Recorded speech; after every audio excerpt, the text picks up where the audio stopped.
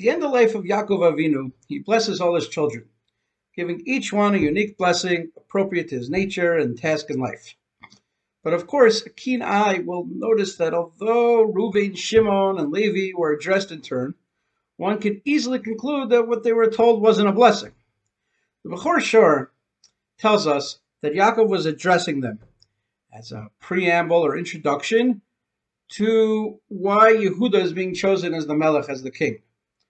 Naturally, that would go to the firstborn, so he has to address Reuven and explain, Reuven, your actions make you not appropriate to the leader. And similarly, says the Bechor Shor, then after Reuven, the next logical choice would be Shimon and Levi, and he has to explain why Shimon and Levi are being passed over as well. What does he say to Shimon and Levi? Why are they not worthy of being leaders? The pasuk says, Shimon v'Levi achim. Shimon and Levi are brothers. What's the problem with that? So the Bechor Shor explains that Yaakov is not discussing only their biology. Many of his sons share the same biology. He says the problem is that they're shavim b'dat, shneim kasanim, lefichach hem regilim zeh etzel zeh shedatam shaveh. They have the same views, they have the same temperament, and therefore they hang out together.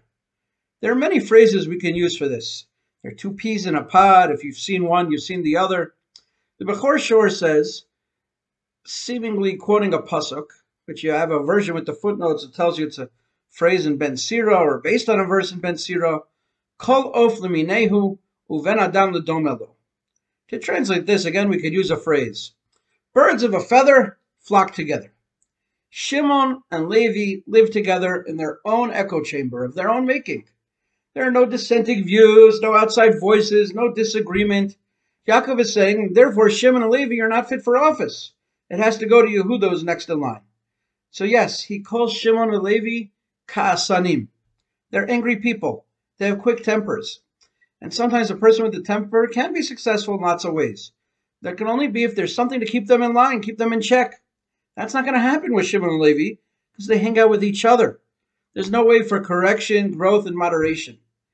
While this is certainly true of our leaders, who need to get quality advice from all angles and vantage points of making a decision, I would compare this to like the president having to listen to both the Secretary of State and the Secretary of Defense, not just a bunch of yes men.